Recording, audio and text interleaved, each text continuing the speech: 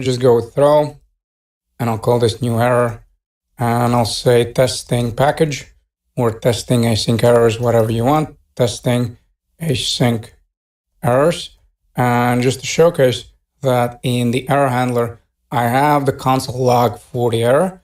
And of course, in here, I'm sending back some kind of hard-coded message. So first, what I want to do is from the Postman, navigate to my static one, just to showcase that, of course, we are catching those errors nicely with our package.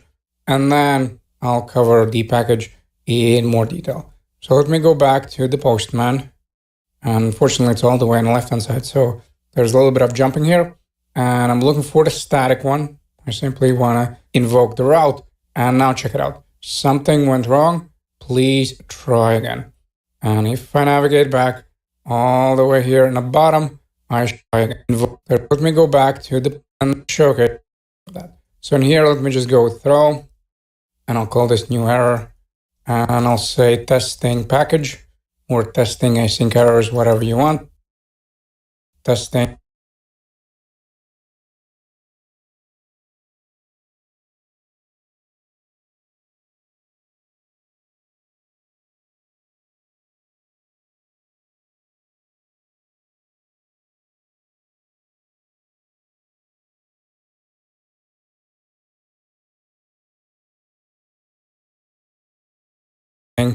Async errors. And just to showcase that in the error handler, I have the console log for the error.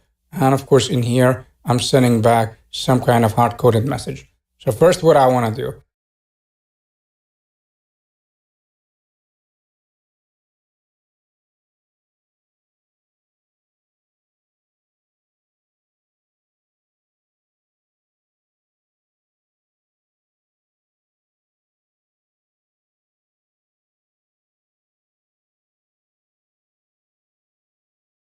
is from the Postman, navigate to my static one, just to showcase that, of course, we are catching those errors nicely with our package. And then I'll cover the package in more detail. So let me go back to the Postman. Unfortunately, it's all the way on the left-hand side. So there's a little bit of jumping here. And I'm looking for and package catching those errors nicely with our package. And then I'll cover the package in more detail. So let me go back to the Postman. Unfortunately, it's all the way on the left-hand side. So there's a little bit of jumping here. Postman. Unfortunately, it's errors to my got this new error. And I'll say testing package or testing async errors, whatever you want. Testing async errors and errors, whatever you want. Testing async errors.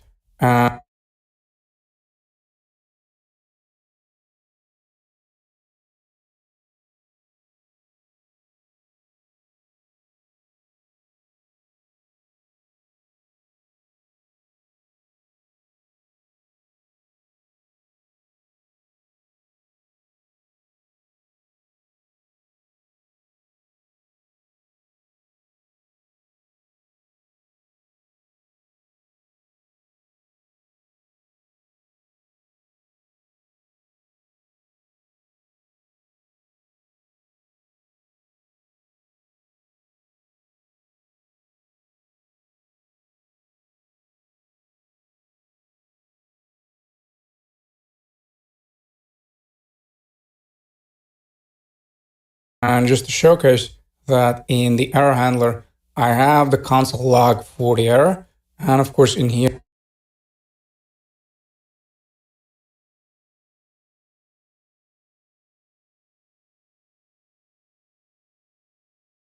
I'm sending back some kind of hard-coded message.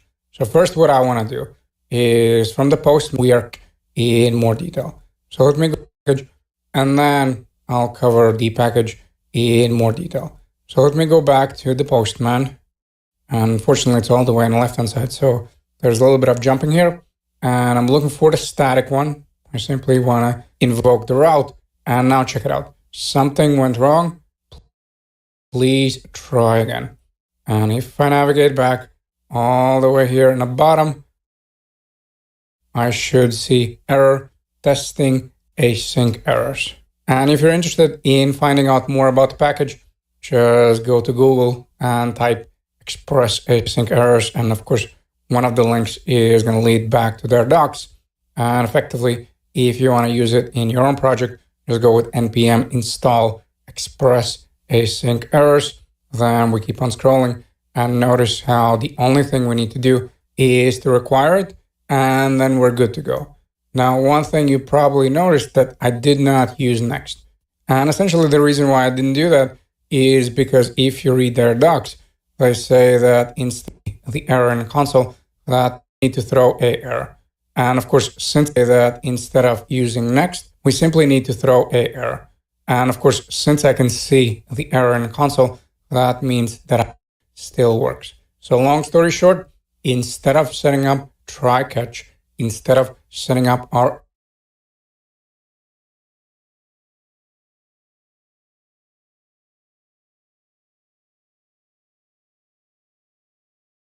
own middleware, we effectively just used a package that does all the work for us.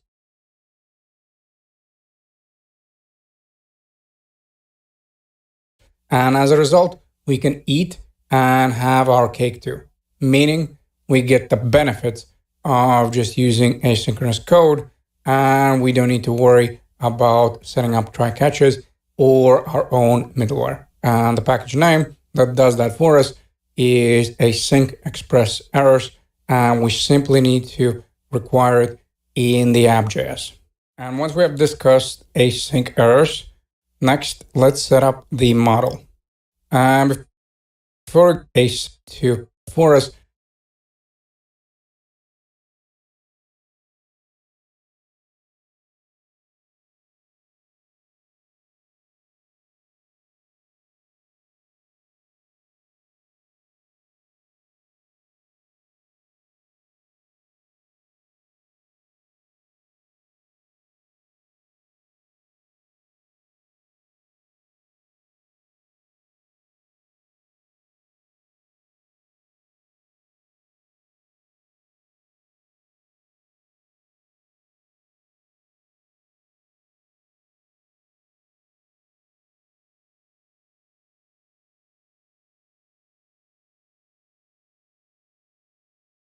is async express errors, and we simply need to require it in the app.js. And once we have discussed async errors, next let's set up the model. And before we go anywhere, let me just mention that I will keep this console log just because I want to showcase some stuff here and there. But of course, if you don't want it, you can just remove it, or you can maybe pass in the error over here where you have the message, like we did in a previous project. That is totally up to you. Now let me just navigate to complete project, and you know what? I'll make this one all the way on the left. And what I want to showcase is that, of course, we have the products. And what do the products have? Well, they have some kind of properties, correct? They have featured, rating, created ad, and of course, you can read the rest. And in order to set it up, what are we going to need? We'll need a schema, correct? And using schema, we'll set up a nice structure for our data. And we already know how to do that. So of course, we just need to create a model, and therefore we'll right away have a models folder. And in there, we just have the empty product.js. And in here, we need to start by getting the Mongoose. And of course, I'm looking for my Mongoose package. So we go here with require. We're looking for the Mongoose. Then we want to go with our schema.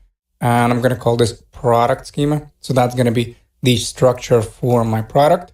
And I'll set it equal to new Mongoose. And then, of course, I'm looking for the schema. And then in here, we want to pass in the object. And this is where we'll set up the properties. So this is going to be a good refresher on how we can set up the properties as well as the validations. And the properties I want to set up are following. I want to first go with name. And now we'll have a type of string. Then we want to go with required. And remember, we had multiple options, and one of them was setting this up as an array. And the first value, of course, is going to be true or false. And then the second one will be that custom error message. And here we go with product name must be provided. And then in order to save a little bit of time, I'll just grab this whole thing, copy and paste at least once. And then the second property I want to set up is the price. And of course, this will be a number. So let's go over here, say number. And then as far as the error message, let's just say product price must be provided. After that, we want to set up a featured property. And we simply do that by going with featured. That's the name of the property. Again, we'll set it up as an object. And then type is going to be equal to our Boolean. And then by default, we'll just say that all the products are not featured. So that way, of course, we don't need to worry about whether the product is featured or not. We simply set all of them as false. Then we want to go with rating. Now, of course, if you do provide featured as true, then of course it will be featured. But by you're going to stop the user from storing a token in a unsecured the object and then passing in start in the static one. So I'll do a little bit of work here. I'll show you the map, and then I have a question mark and up, and then in this case go for some. So let me go back and then one more time from the post in the find, and this is actually something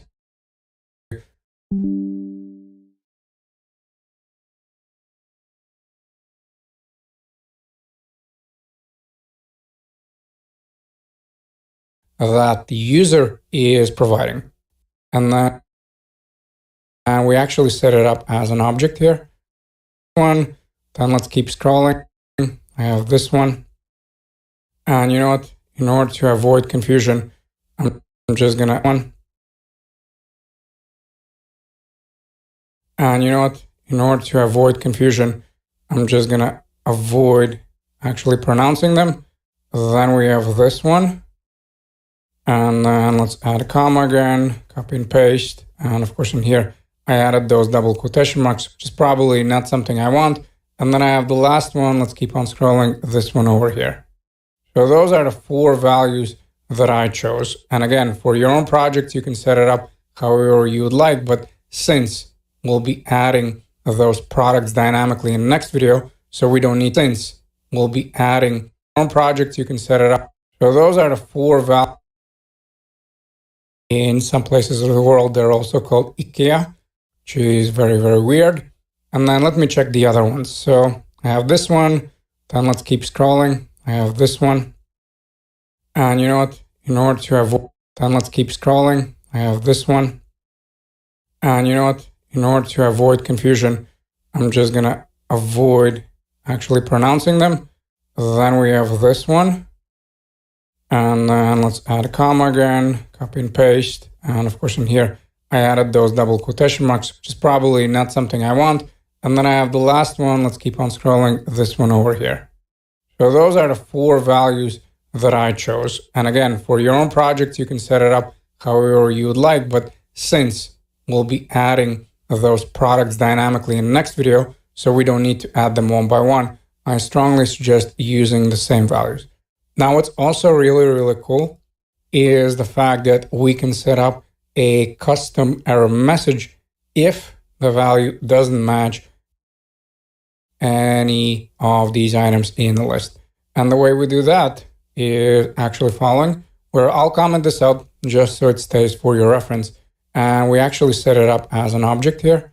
And then as far as the possible values, we go with values property. And of course, we still use the same values. And when it comes to custom error message, we go with message. And then in order to access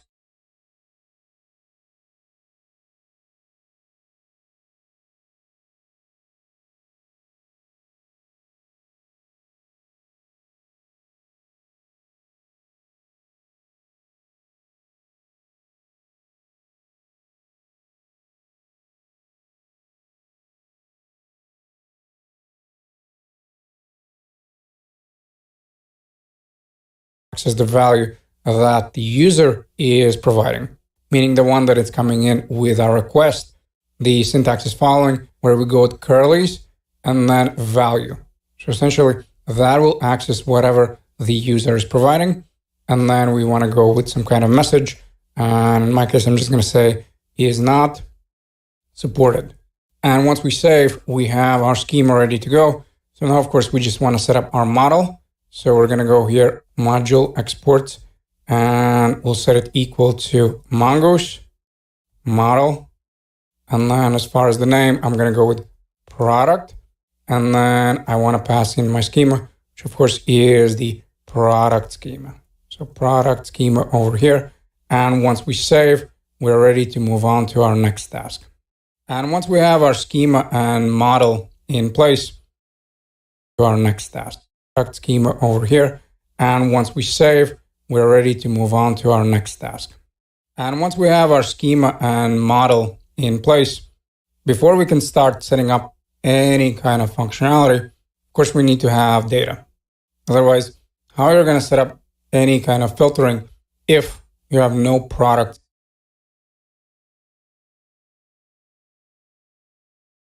in a database? And effectively, we have two choices. You either can set up a post route and then just manually add them, or a better approach is just to automate this and essentially just have some kind of list and pass it on to the database.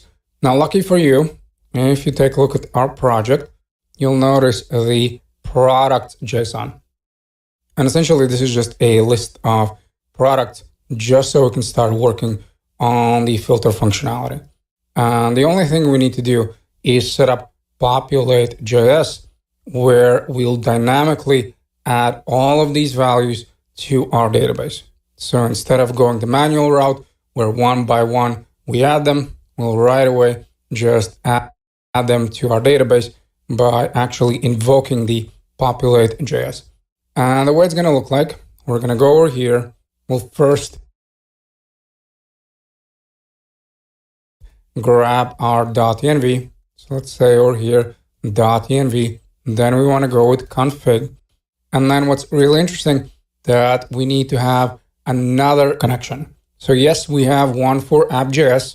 Of course, that still stays the same. But since we want to connect to the database one more time, we'll have to grab that connect function as well.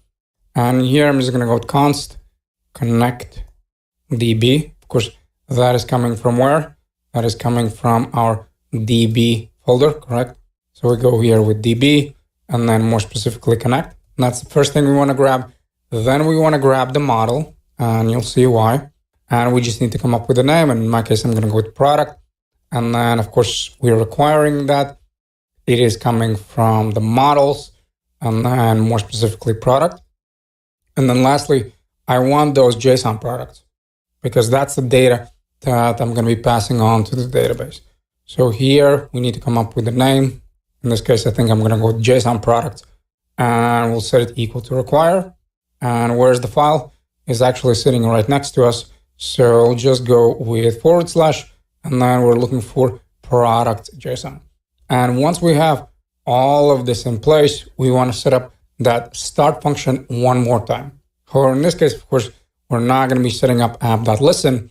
We simply want to connect to the database and then use the model to automatically add those JSON products, the one that we have in the file, to our database. And the way it's going to look like, we're going to go here with const and start, and we'll set it equal to async. And in here, we'll set up another try catch, like so. So let's go try catch. And of course, eventually we'll invoke it here as well. And then I want to go with my await. Then we want to pass in the connectdb. And of course, inside of the connectdb, we'll pass in the process, .env, and of course, our variable. So Mongo, and then underscore URI. And just because I want to see whether we're going to get some weird bugs, I'm also going to type in the catch, a log. So we'll go over here with log, and then we're going to be looking for the error. And once we have all of this in place, we can at least try the connection. Now, there's still some code that's missing, but we'll get to it in no time. So first, what I want to do is stop the server over here. And then we just want to go with the start, invoke it. And then in this case, I'm not looking for the node mon. I'll simply go with node. And then, of course, I'm looking for the file name. So since I'm already in a starter, I just need to write populate. And then once we run it, if our connection again is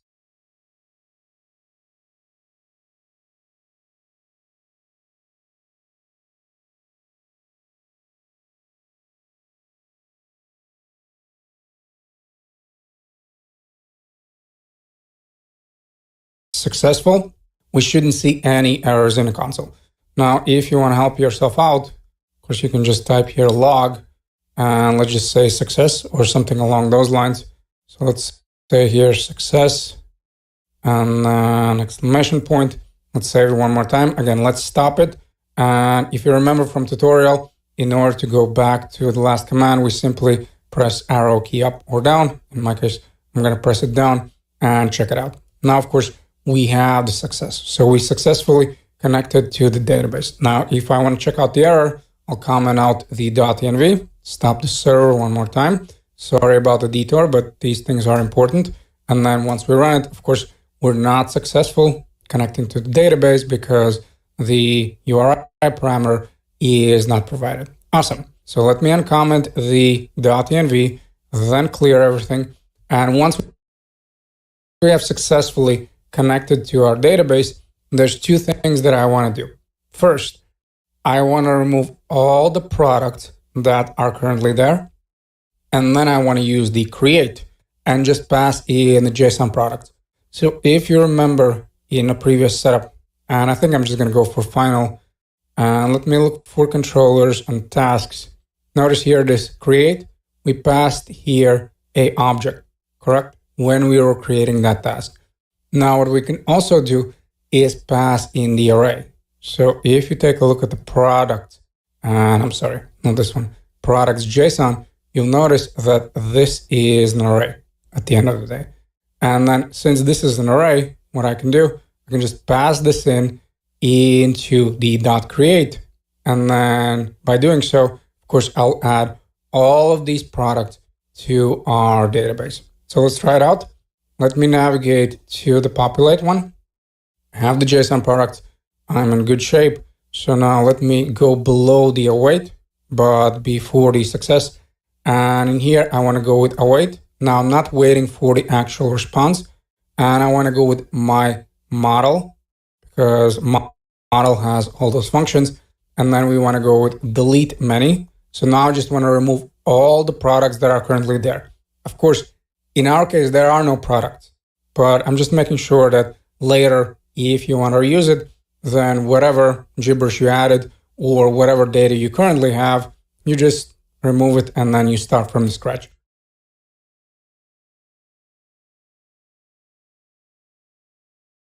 This is technically optional. If you don't want to do it, you don't have to. But in my case, I always like to start with the scratch.